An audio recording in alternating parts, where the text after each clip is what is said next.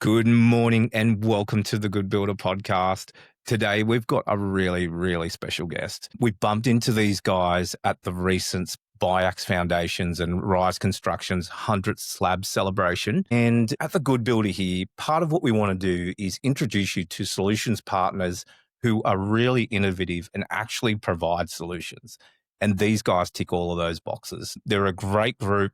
They're doing some fantastic things in the industry. The good builders that use them that we talk to, especially the guys at RYSE, rave about these guys as like an extension of their team. And today I have Shane from Cresco here with us today to have a chat about what he does. So welcome to the podcast, Shane. How are you? Yeah, I'm really good. Thanks, Aaron. And thanks for having me. Yeah, really glad to be a part of the show. And yeah, keen to dive into some questions today.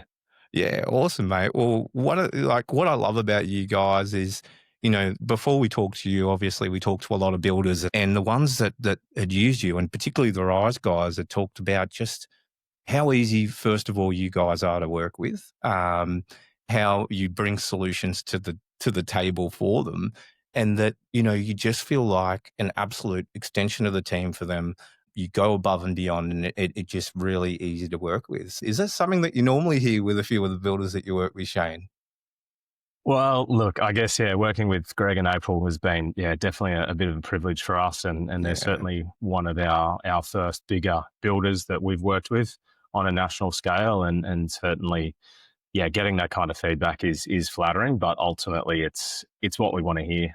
It's the yeah, service that we want to provide, and working with people yeah. is certainly a key part of our business for sure. And that's what is resonating through the industry, mate, that you actually work with them, you work in partnership, and that's exactly what we want to introduce to our community. And we've got a lot of listeners, and we want to go, we want to introduce them to people because it's really hard to find, good suppliers and partners sometimes, and there's nowhere where you really find them. And I found traditionally in the construction industry, it's done through, the picking up the phone of the phone call. But how many people, can you actually call? And I guess that's why we started the Good Yeah. Builder. It's like, so en masse, we can kind of go, hey, we've got all these builders, and so we can, introduce great people and businesses like yourself to them, and they can go, okay, we need to talk to Cresco. So anyway, that's a bit about the Good Builder, mate. But now over to you, really. Like, where did your journey start in construction? Yeah. Well, I guess construction, or I guess practical skills in general, is Yeah. probably as far back as I can remember. Like my dad was a mechanic. Oh, wow. My grandfather was a very practical person as well. Yeah. And I guess probably before I could walk, I had my hands on spanners and tools and all kinds of stuff, helping dad build cars and Harleys and all the Wow. things that he was passionate about. And he was also pretty handy on the tools in terms of, yeah, I guess doing all the extensions and stuff like that on our house. And so I was always just involved in that. So whether it was drills or saws or angle grinders, welders, Yeah. everything, it was probably, by the time I could walk, I was on the end of one of those things. And Yeah. whether or not that was responsible or not of the old man, but it certainly Yeah. gave me a lot of skills, I guess, Yeah. that I've been able to utilize throughout my whole life. And yeah, it gives me a different insight to, I guess, the challenges of working on site and in the real world compared to what a lot of people would just see on paper in our industry in particular. So yeah. Yeah, yeah. Well, that's a pretty cool experience. It seems like it's been in you since a very young age. In terms of like mentors and things, so and your career. So you grew up as a kid that were fascinated with what your dad and your granddad did, and it sounds like you tagged along and did a lot of cool stuff with them. Then, like from high school, university, how did you get into this, engineering and actually being the owner of such an amazing company that you got there?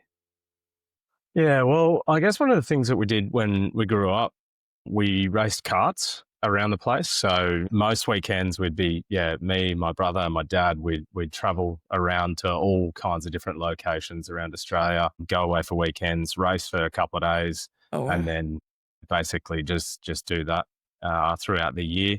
And one of those things it did was really kind of inspire me into motorsports and engineering in general. And I Yeah. guess going into end of primary school, I said to my old man that I wanted to be a mechanic. And he said, "No, you don't. Let's not do that." He's like, "Oh, I've had my fair share of bumps and bruises and Yeah. pains along the way, and I certainly don't recommend it." But he's like, "How about a mechanical engineer?" So that was the path that I started on. A few years ago, I found a book that was written in year 7, and it was Yeah. like, "What do you want to be when you're older?" And it was mechanical engineer. Yeah. So that's the path that I went down. I Yep. was probably first inspired to try and chase a career in motorsports Yeah. in Wow. terms of being mechanic or engineer in that space.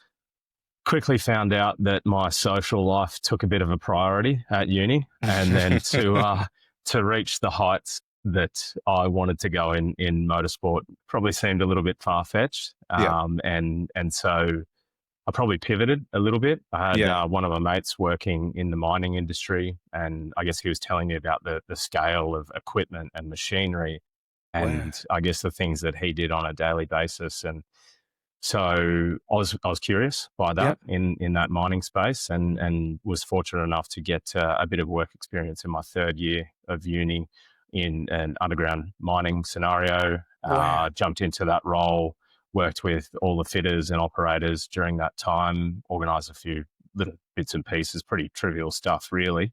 But then was offered a role with that company, and throughout the rest of my third year and through my fourth year, Wow. worked part time with that company as well as just finishing off uni, and then Yeah. jumped straight into full time employment with those guys when I finished up. And then it was a really good learning process. So it was one that I didn't really have much pressure on me from an engineering perspective. There was things I'd organise, there was things I'd understand, sure, but I got an opportunity just to work with the fitters on Yeah. shift with the crews on a daily basis for probably 6 months or more. I guess being thrown in situations where you're pulling platforms off mining equipment, you've got a busted hydraulic hose that's Oh, underneath a wow. bit of gear, and you're in the mud and dirt, and you just got to try and lay in it and try and fix the hose and fix the problem because you're in a production scenario and things need to get going again. So I think just having that practical background and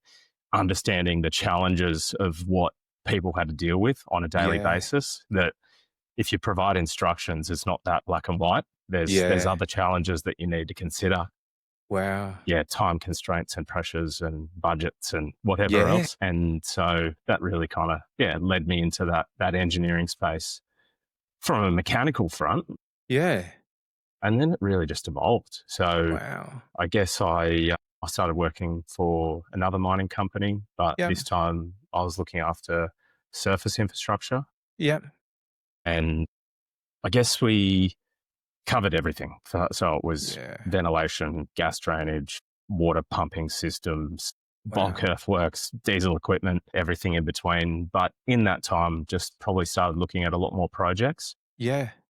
and I guess just having grand ideas of what to build and where to go with it, but always Yeah. a limited budget. So Yep. that was something to always be mindful of. But in that particular job, I guess I had a really good mentor. So that Yeah. mentor, Chris Bedgood, he I guess looked after most of the surface infrastructure from a management perspective.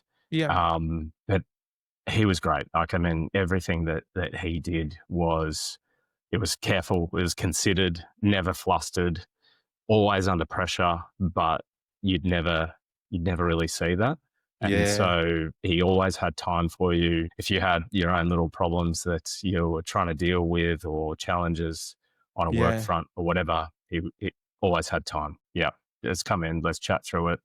And Yeah. you'd never know how much pressure he was on in on the background. Wow. Yeah, he was always, That's a a real great leader. mentor there. And I guess the team that we had, so had some really good guys that worked with probably similar age to me. We just had a healthy respect of, I guess, competitiveness, competition to make Yep. each other better in everything that we did on a daily Love it. basis. We'd all commute into work together, Yeah. and we're just Cool. all on the same page. And it was just such a fun environment to learn and be better and push each other. Yeah. yeah, so that was probably the extent of the mining career, really. Yeah.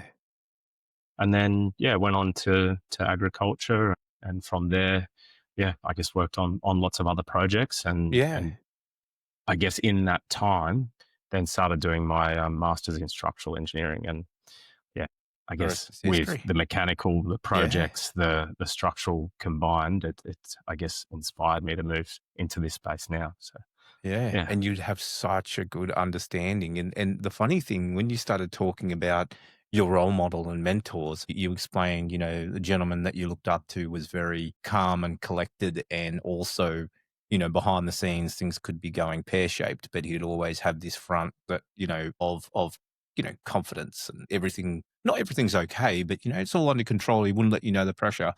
And I know I'm not saying that you're under that, but you come across as that same sort of man. Like, to be honest, Shane, like talking to you when I first met you and hearing what other people have said about you and your business, it kind of has joined the dots for me a little bit because when I talk to these builders and they're saying, oh, like it's never an issue. There's always a solution. It is always approachable. It's all of this. When I've spoken to you, it's very calm and collected. So it's very cool, and I think that's the sign of a really good leader. So it's cool that and obviously your father and grandfather too, but to have a mentor like that, and particularly in quite a pressure-driven industry like we have in construction, sounds actually. I was going to ask you if mining or construction is actually harder because mining sounded pretty hardcore there. It's I can see how you formed your business and the culture of the business and the values seem that same sort of, hey, there might be issues, we're going to be under pressure, but we're always going to be there. We're going to be cool, calm, and collected. We're going to have a solution. It's really cool. Yeah, for sure. Look, I guess, yeah, certainly working in the mining industry, it's a different environment. Yeah. Certainly the I guess the commercial ramifications of things going wrong that might Yeah. be within your responsibility, it means a lot of money. Yeah. I guess when you're talking tens of thousands of dollars probably per minute, Yeah. and you've got something that's on your watch and not performing as it should, which means then production stops as a result. Yeah, Yeah. you need to address it, and then you need to know why. Why did that happen? How did it get to that point, and what do we need to do to make sure that it doesn't happen again, or that we at Yeah. least have a handle on things before it gets to that point. So Yeah. I guess in terms of that kind of pressure and I guess the amount of people that you affect in that one moment, Mm. yeah, certainly I'd say that there's a lot more pressure in that space, but Yeah. it's not dissimilar to, say, working in consulting engineering now with, Yeah. say, people on larger developments, or they've got their Yeah. own individual dwellings that they're trying to build. They're trying to schedule concreters. They're trying to schedule site work. They're trying to schedule all their Yeah. frames and trusses and the logistics around that. And I think that it's all important. Yeah. Everyone's project is important in their own way. And I think if you can make sure that you're conscious of that and Mm. everybody's needs, then you generally get a better outcome. So yeah, it's good. Yeah. No, it's really cool, Shane, because there's not many industries. Like, I've got some friends in mining, and actually when I was at GJ Gardner, the excuse me, the he worked in the Queensland Master Franchise Office and now owns the Noosa, GJ Gardner Noosa. Eddie Kimley, really lovely bloke. And he worked in mining and was a mining engineer. And he used to tell me about, we used to talk about construction and home building, and he'd be like, "You think you're under pressure, mate? This is what I used to do." And he used to be a bit like you, like what he used to do. And I remember being over in Hamilton Island on a HIA, I'd call it a booze up, really. But you kind of old with it. And he was talking to me about it. I was like, mate, if we lost an hour, this is how much money I cost the company. If I lost 2 hours, I was just blown away. So I think, that sort of there's not many industries that account, productivity like that. I think, I was a marketer for Kmart before I got into the construction. If I didn't get a pretty picture of a man or a woman in our latest $2 shirts, it didn't kill anybody. You know what I mean? I wasn't under that same sort of pressure. So Yeah. I think it's a good, like it gets I guess what I'm trying to do with this podcast as well is get them, our community and that to understand where it all came from, where you come from. And also you can see where, obviously you've been through that experience and you brought that into the residential engineering construction sort of industry and Mm. brung that same sort of accountability, which I think drives a really good business because everything's accounted for. So it's starting to make a bit Yeah. of sense for me about how you've come about. And sometimes these podcasts are for me than everybody else, mate. But so Shane, fast Yeah. forward, mate. That's a really cool history. You went through all that sort of stuff, and then Cresco Australia came around. Like, how did that happen?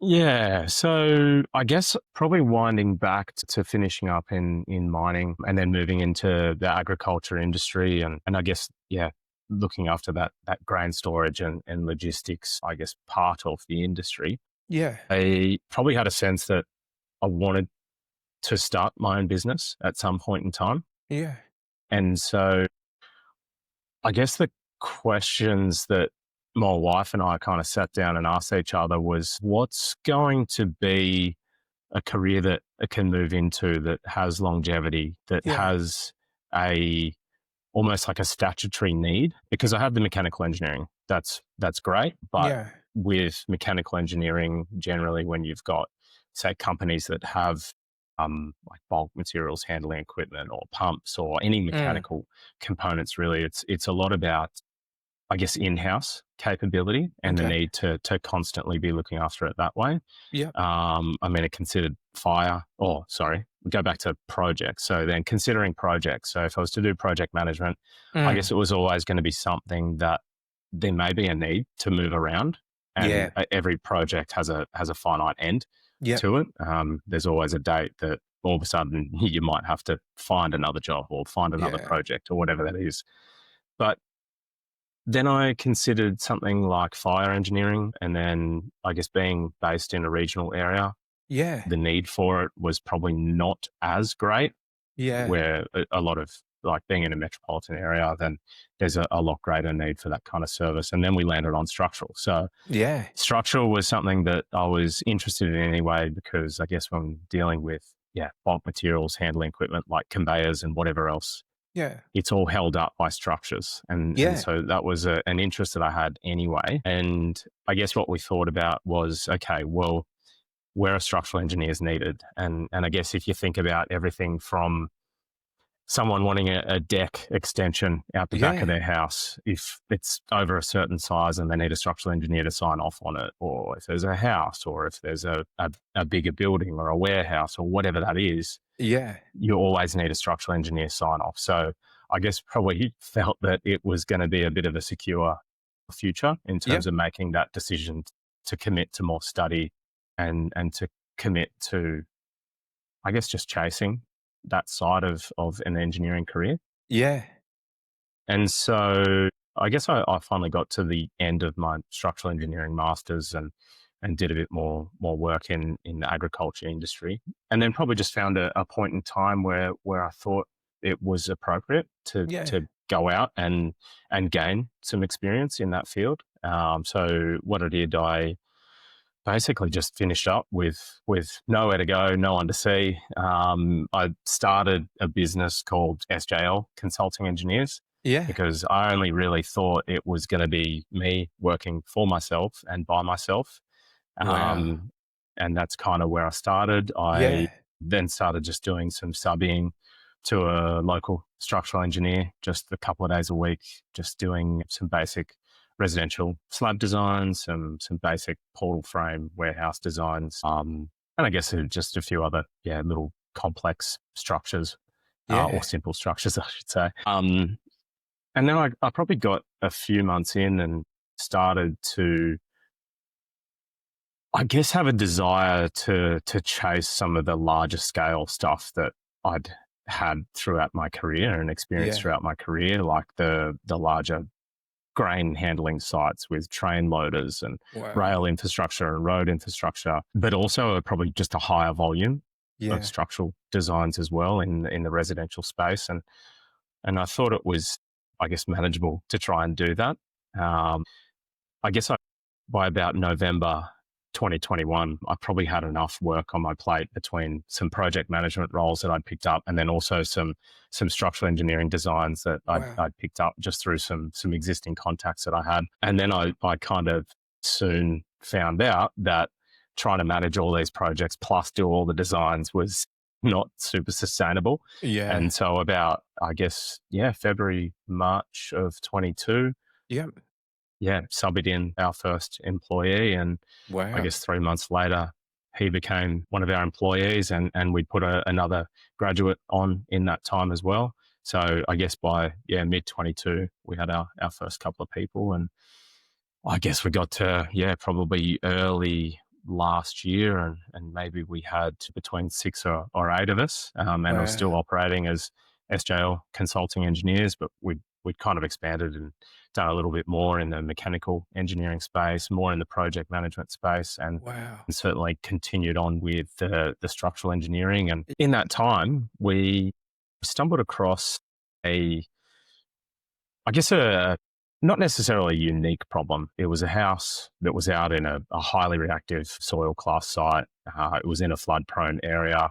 The slab or the finished floor level needed to be 700 mil out of the ground. And I guess just the suggestions that were kind of thrown at us by builder, building designer, etc. at the time was probably not one that we were super satisfied of from an engineering perspective. And so we Yeah. said, look, leave this with us. We need to go and find a different solution here. And Vince, our first employee, he sure enough went down a bit of a rabbit hole of trying to find these different slab solutions, and he stumbled across the armadillo pod, which here we know as the Biax 500 pod.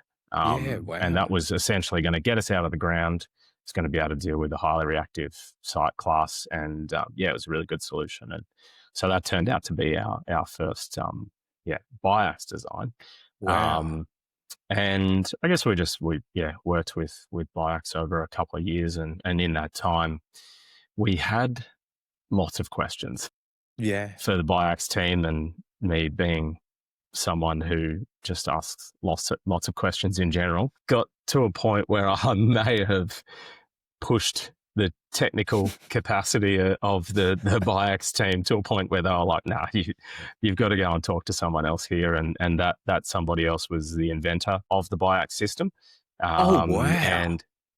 and so I got some really good insight, and shared, I guess, a bit of a moment with him where we were probably on the same page, and certainly he appreciated the understanding that we had of the system throughout. So that man, Fabio Perotti, is the CEO of Cresco Group.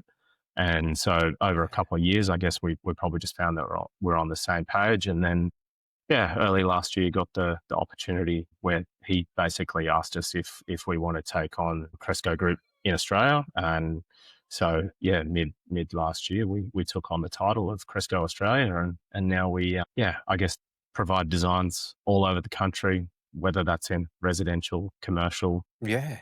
everything in between. Yeah. And so that's where Cresco came from. For Wow. the long-winded story, but Mate, I love the story, Shane. That is phenomenal. And again, um, I get guests on and you talked about these stories, and you got the right guest when a story like that comes out, because you were basically talking to a customer kind of thing who wanted to do business with you in the end and go, "Hey, I trust this guy this much. I love the solution. Dude, like, how can we jump in together and do something?" And that just says it all in terms of the type of business you are. I had a marketing agency. I never had, I did force my way into a building company and starting a building company myself, Avondale Homes on the Gold Coast. But I was never approached, "Hey, you want to come join my building company?" It was always just keep doing what you're doing and stay at arm's length. So I think that's really cool. What sort of happened with you, Shane, and to that sort of point, and I think you kind of explained it with what happened with the Biax Foundations example. But was there a point where you kind of went in the industry like, were there things we could do? There's things that we can do a better way. Yeah, for sure. And I think it was probably largely driven by my experience in mining and Yeah, wow. agriculture. And like I said, is you have all these grand ideas about the outcome of a project that you would like to have, Yeah, but you've always got a budget that you need to adhere to, or a time yeah, frame, or whatever it is. And so there's always compromises that you need to make. And what that does is that you scrutinize every part of a design, yeah. from the site preparation, foundations, right through to commissioning, is Wow. that you're looking for every opportunity to try and bring your vision into a, a smaller budget. Yeah, And so that's probably the approach that we really took with it's cool. our structural engineering, and particularly in the residential space. And I guess what we saw was just probably a lot of conservatism Yep. in industry, and I guess people just not wanting to take risks or spend extra time in trying to Yeah, optimize something, or even just ask builders questions about yep. how they might want to build it, and is there a better way based on the experience that you've got that we're not seeing, that we Yeah, can then incorporate into our designs, so then it's a better outcome for you guys. It's an outcome that we're comfortable with from an yeah, engineering perspective. And then, yeah, I guess it was really about, yeah, one, just to try and get a better cost yeah. outcome overall, to Yep. make sure that we met all the quality targets that we needed to from an engineering perspective, but also, yeah, just having that very clear communication in place, so that all stakeholders involved in projects felt like they could contribute something based on their own preferences or experience, and things like that. So that was probably a big thing that we wanted to bring to the table. Yeah, And then innovation. Like, I mean, yeah, technology has just come such a long way in a yeah, very short period of time. I guess what we're so used to seeing is just seeing plans done in 2D in AutoCAD, and yeah, that's great. Like, all the information is there that you need to undertake a build with, or a construction project, or whatever it is. But you can get more clarity by yeah, using the right tools. And if you're able to create 3D models, or if you're able to provide a level of detail to builders and suppliers and things like that that they find easy to utilize, mm, then it means, one, like, people can build their projects quicker. It means there's less phone calls to us yeah, during construction yeah, process. And it just allows people to be all on the same page, yeah, yeah, with that whole build. So yeah, that's certainly what we've tried to bring to the table yeah, over the last little while, for sure. yeah. No, there was a couple of things that popped in my head as you were speaking. One was the saying, measure twice, cut once. That was one of the things that popped into my head. I think Yeah. that's, time is money, time and efficiency is everything. I think, the way you go about that is super cool. The other Mm. thing that popped into my head when you started talking about, the conservatism of the industry and the things like that, and I know these aren't your words, but some of the things I notice around the industry and what we started the Good Builder and discussions I've had, I just jumped off the phone with, I hope he doesn't mind, but Darren from Aussteel. We should put you guys in touch because, do some engineering with Aussteel, cool bloke. And if you don't do anything with him, I'm sure we could make a good intro. But he Yeah. was saying that, he's been working with a few engineers and builders and kind of providing solutions where builders don't have to use structural steel in their homes. They can use, light gauge steel and that sort of thing. Mm. And so, but he was saying to me, so I went to this builder and they did a couple of jobs or 3 jobs or 4, and then they went back to putting structural steel in because they were like, this is how we do it. Like, this is just how we do it. And he's like, what's Yeah. going on, man? Like, we've got to move with the times. We've got to do things differently. I'm not saying, by no means am I saying all builders are like that, but there is an element of that in the industry. And what I love about you guys Absolutely. and you, Shane, too, mate, is that I think that the industry is sometimes within our industry, there's a lot of people that have been in the industry and haven't been working in other industries. And when you have that, you have the same thought patterns and you have the same, hey, this is how we always did it. And I'm not saying I'm a blessing to this industry by a long shot. I'm not at all. But I'd come from a retail background, for example, from a marketing perspective, and I'd do in marketing, as I said, catalogs and T-shirts for Kmart, and product was everything. And so when I came Yeah, into the yeah, construction industry, I was like, I get it. You keep talking about construction, but for a consumer, sometimes the product is everything. So why don't we, put more focus on our designs rather than the way we construct, because that is the way people buy. So it was just me coming out from a different industry going, connect the dots with how we do it over here. And I'm not saying it's better, but it could work a little bit differently, gives you a point of difference in the yeah. market. There's stuff like that. So I love, your very well-rounded background. And as I said, I'm trying to connect the dots between your mining experience and the pressures that you had, and then the company that you formed today. And you can kind of see why the people out there, the builders, say what they say about it. So it's yeah, super cool. Shane, like, we know that you guys work with a bunch of builders, and particularly we know that you work with RYSE. What's the typical sort of builder that you work with? Are they larger? Are they smaller builders? Who do you cater for at Cresco Australia? Yeah, so I guess we probably work with a range of different builders. There might be some builders that might do a couple of homes a year, and there'll be larger, bespoke, custom homes. Yeah, various complex shapes and sizes, right through to builders that are doing hundreds of houses a year. Yeah, Yeah, high volume builders that are really looking for that optimization opportunity and cost and time and yeah. different processes like that. So yeah, there's a big range there for sure. Yeah, cool. What about developers, Shane? In terms of Yeah, getting so developments ready and things like that, because we do know a few builders. As I said, we just spoke with the Avia guys who are backed by the DiCarlo Group, who mhm. are, if you know them, DiCarlo Developments, very big developers for 30 years. They would probably be a good client for you, mate. I probably shouldn't say that on the podcast, but that'd be, go and reach out to Shane, Alfie. He's a legend of a bloke, Shane. But yeah, like, do you do a bit of that stuff as well if a builder's got a bespoke development or a development of their own? We're actually in a really fortunate position where we do have a lot of end-to-end capability. So Yeah, we've got cool. architects in our team, as well Yeah, as civil engineers, mechanical, structural. We've got guys that go out and do ground survey, 3D scanning, and then obviously the project managers as well. cool. But in terms of, like, say, developers, yeah, we work with a couple of developers to do, say, like land subdivisions, and then yeah, provide ideas about like what housing development could look like in that space from an architectural point of view, civil, structural, I guess the whole piece. Yeah, so certainly wanting to get more and more involved in that space, but Yeah. probably the predominant amount of our work in the residential industry would certainly be in the structural design.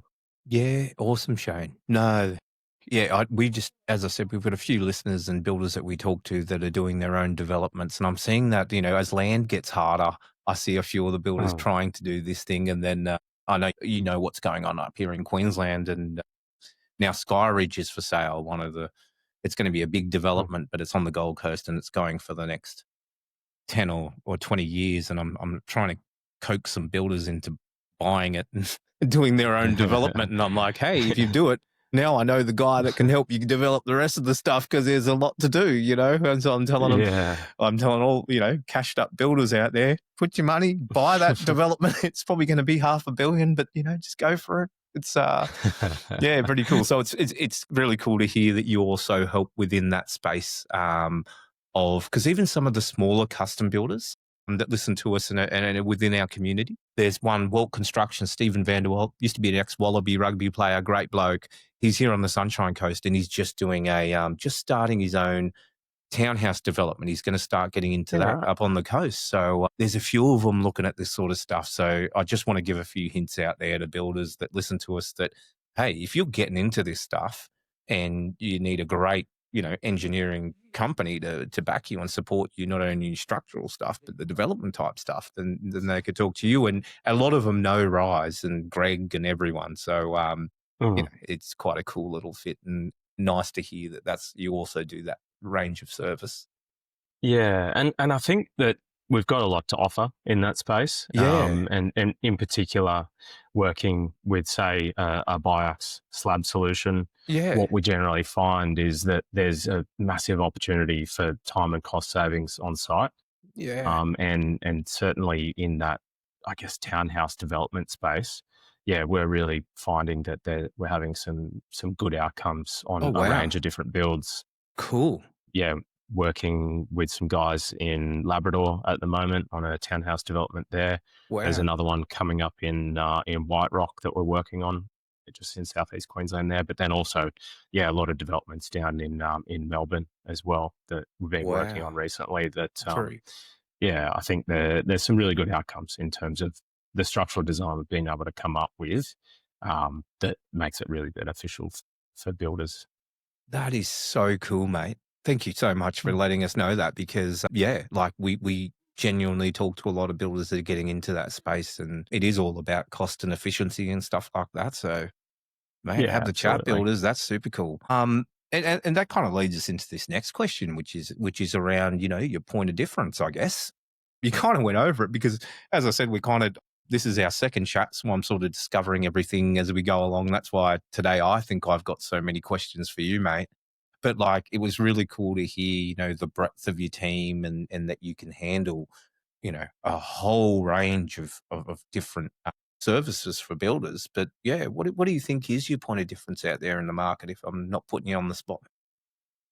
Yeah, well, I think having a lot of in-house capability Yeah, is one thing.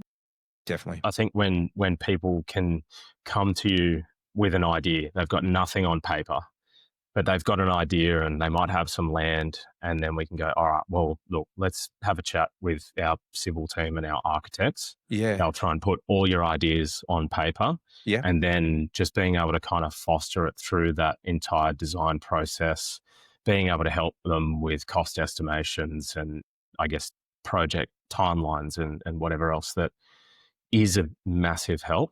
Even yeah. another project that we've had recently where we've taken it out to tender so that they've got all their tender submissions ready to go submit to the Wow. client. They can make their decisions on what I guess construction company they want to go with, and then we'll foster it through basically as a client representative. Just make sure that time, cost, quality, everything that they need is all ticked off properly as they So move through cool. that project and meet, I guess, some of their tight budget and deadlines as well.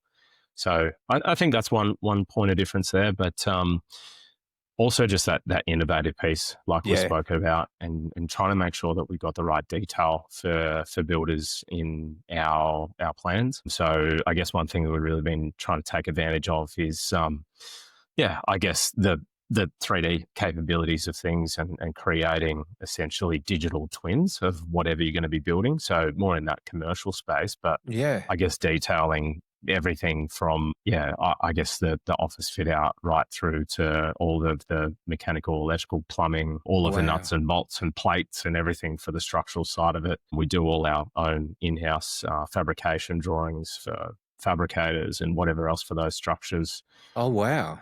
So that's that part. But then in the resi space, having like say a typical detail that shows you how an edge beam goes together or shows you how a set down works, with incorporated, like say, a 3D set of Yeah, plans into all of our details. So basically, if a builder's got a phone or a tablet or whatever on site, or even if they've got a printed set of plans out on site and they're not quite sure how that typical detail goes together from a practical perspective, yeah. they can kind of scan a QR code or click on a link, and then Wow. it shows them then an interactive 3D model. So it goes, right, okay, well, there's where that piece of steel goes. That's how Oh, it sits my in this goodness. chair. That's how the pods clip together. So it's really cool. And yeah, I guess it's just being able to provide that clarity for everyone that makes a big difference. Yeah. Yeah. Mate, that is so cool. We'll have to, if we could get a sample clip, I'd love to drop it on our socials and Yeah. underneath this podcast to show what it sort of looks like. That's phenomenal. Yeah, that's cool. And I do talk about Greg McGee a lot. Everyone sees it on LinkedIn. I do have a slight role model thing going on with Greg. I think he's an absolute legend. He's been around the traps a while, and I'm sure he doesn't mind me saying that either. And that was the cool thing too. And again, why we wanted to talk to you at the Good Builder, Shane, because we have so much respect for a guy like Greg who's been around in the industry for a long time. I'm sure he's talked to a lot of people. He's dealt with a lot of suppliers. He's dealt with a lot of partners. And he wrote me an Mm. email and he said to me, "You've got to talk to Shane." After that Yeah. Biax That's Foundation, he was like, "Please talk to Shane." Like, that was really cool what you guys did for the celebration and stuff. And I'm not trying to toot our own horn, but he's like, the stuff behind it was actually Shane and Cresco Australia. So go and have a chat with him and see what's going on, because give him a bit of light. So that's that's a testament, mate. That's so cool, because he's a weapon. Yeah, for sure. And look, I've got a lot of respect for Greg myself, and certainly, Yeah, yeah, he's been a great advocate for us, and certainly, yeah, stood by us. I guess throughout that development process of just trying to get their slabs right, trying to get yeah, the framing design sorted, and just trying to optimize every part of those builds, and yeah, he's certainly, yeah, got a lot of vision ahead of him, and he certainly does. someone I've got a lot of time for. Yeah, And energy. yeah, I can't definitely. keep up, mate. And also the way you put RYSE and RFL and everything in the pods and stuff like that at that celebration was so cool, mate. So anyone who Yeah. hasn't seen it, please, I'm not trying to spruik us, it's about Shane today, but check out our YouTube channel, because you'll go and see the work that Cresco did, and Biax and RYSE, and it's a cool video to watch. There's a video of Graham that actually, putting down, and he talks about you guys and how easy it is and stuff like that on YouTube. So check it out, builders, because you'll get to see a bit of what Shane does beyond what we're talking about today. Yeah. Yeah, it's cool, mate. Yeah, I got so pumped after that. Now I'm so sorry. I'm still when I talk about it, you can tell I get energized straight away. I'm like, it was just such a cool, and just it was just the result too. Sorry, I'm going off on a tangent, Shane, and it's not my show, it's yours. But it wasn't just the result of 100 slabs. It was the Mm. teamwork within it. That's what got me, and that's what got me talking to you guys, and just sticking close with Biax and RYSE, because we went there and everyone was just. You had Isaac from Cresco over there just having a fat time. Everyone was having a good time, and everyone was together, and they're talking about working together as a solution. And the penny dropped, and I'm like, this is one of the, there's a lot of building sites, don't get me wrong, but this was one of the only ones that I went to where I was like, there is genuine partnership going on here. And it's everything we're trying to achieve at the Good Builder. So if I could bottle Yeah. that up and then put it out to the world, the Good Builder's done, because you had you guys working so closely with, the RFL guys, with the RYSE guys, with the Biax guys. Everyone was happy. Yeah. Everyone was communicating. It was just wild. It was cool, man. So, Yeah, definitely. yeah, I'm sorry Yeah. that I went And on a. and I guess just being a part of a collaborative group is key, I think. Yeah, And when everyone can bring their own experiences to the table and their own expertise, and I guess everything that they've all seen throughout their careers, I just think you get a much better result. And when yeah, you're all kind of, yeah, I guess playing off that same page, and everyone knows what's coming up and everyone knows what's ahead of them, it's good to see, and it all comes together so much easier. yeah. I'm with you. I'm always one I say, let experts do their thing. Just like you build Yeah. you should surround yourself with experts. Don't be the smartest person in the room. I know that's very cliche, but start with experts in the room, because it's like, I think I told you before the pod, I'm a frustrated builder. I wanted to be a builder, but I know I'm not an expert as a builder, so I'm not going to do it. But I'm okay at getting content out there and things like that. So that's my little strength. And I'm like, well, I can participate in the industry this way by connecting legends like you with the rest of the building industry and community, and get them to chat to you. So, yeah, I'm all for that, mate. And that's exactly what I saw at RYSE. It was just like these bunch of legends, bunch of experts that were all great and talking about their own thing and working together. And no one had an ego. It was just like, this guy knows what he's doing over here. This girl knows what he's doing over there. They know what they're doing over there. Let's just bring it together and make it happen. And the success of RYSE, and the speed at which they construct, and the growth of what they've achieved is, I'm not being rude here. I know it's not all Cresco Australia, but I know you're a part of it, and it's a part of that whole team sort of culture that you bring to the table. So, yeah, super Yeah. cool. Hats off to you, mate. Ah, that's good. Thanks. No worries. No worries at all. Yeah, the other thing actually that I discovered about you, Shane, because I did a little bit of digging, is that you are doing some stuff out you're not just like good at what you do in terms of the engineering, you're actually a good bloke. And so is your company. And I know there's probably blokes and girls in there, so I shouldn't say blokes.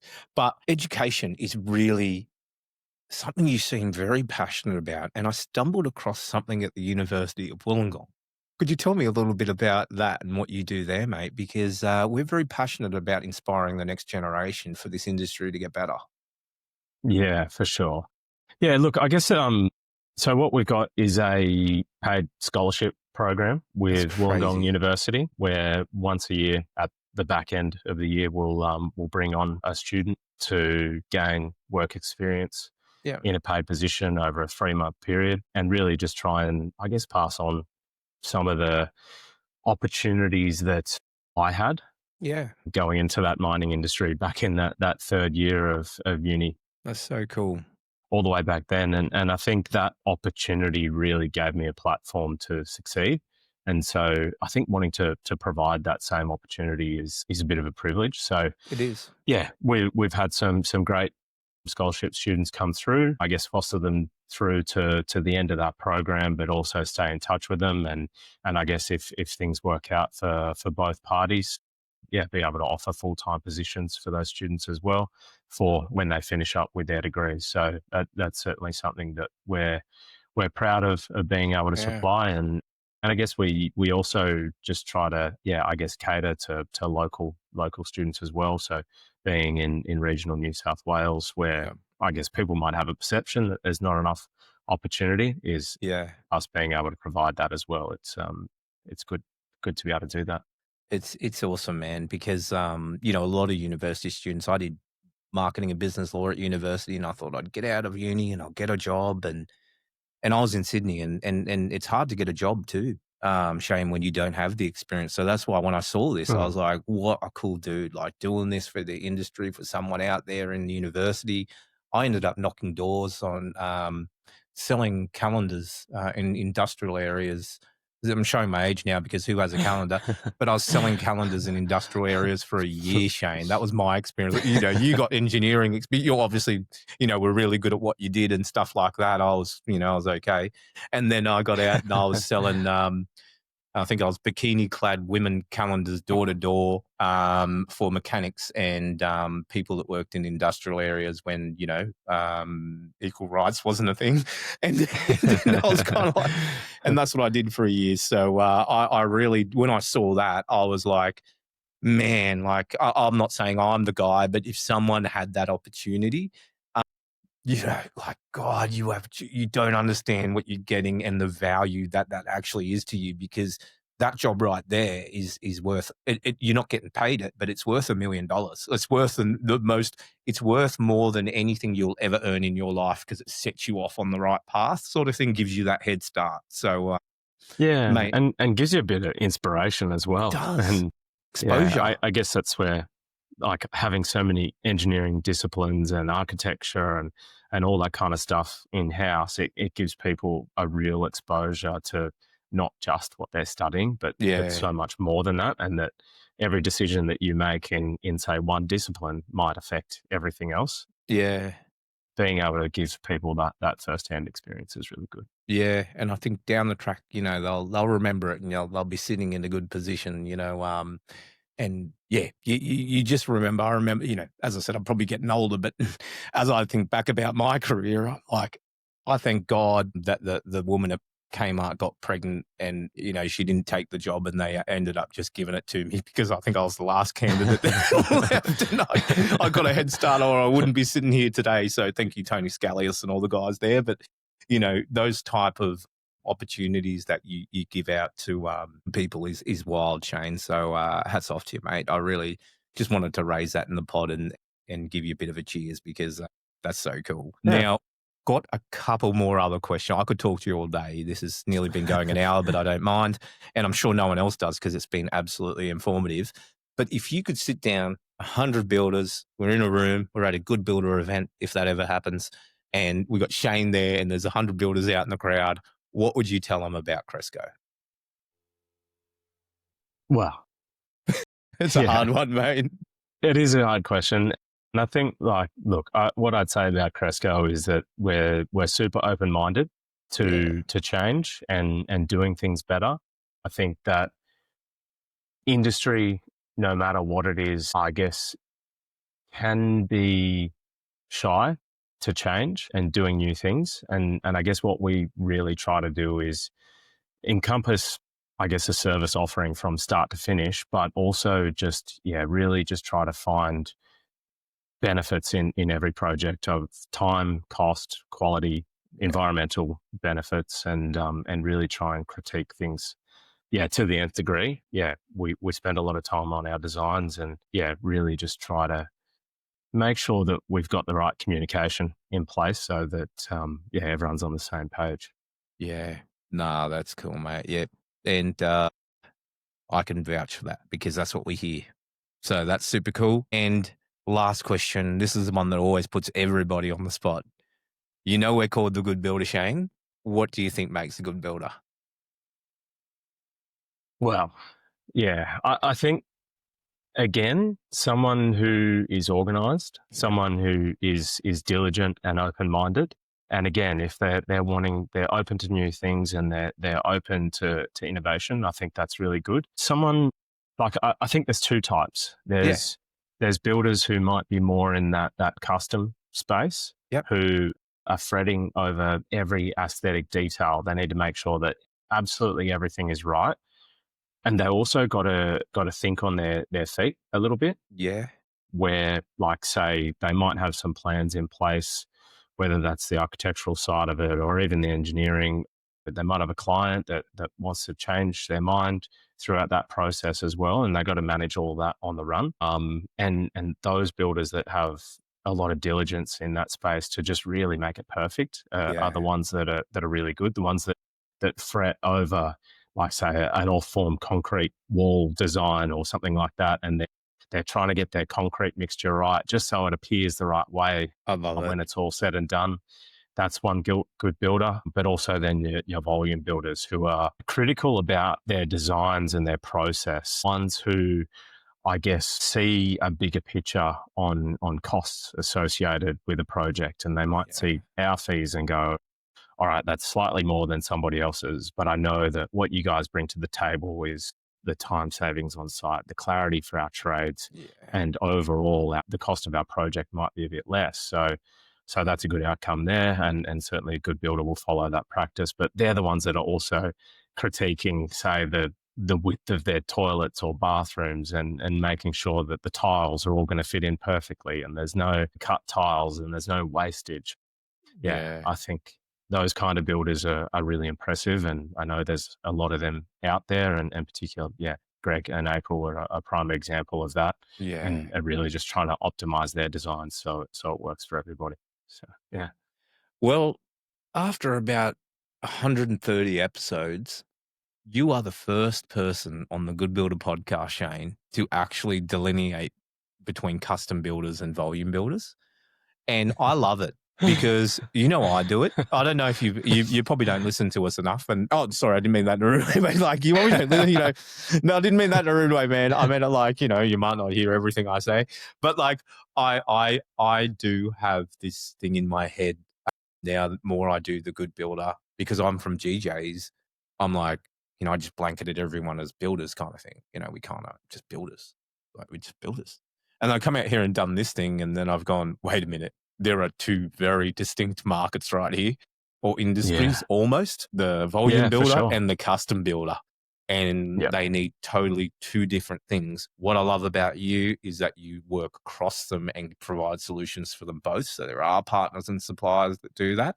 But, there's some things that do lend or tend themselves more to volume and more to custom. And it's interesting, isn't it?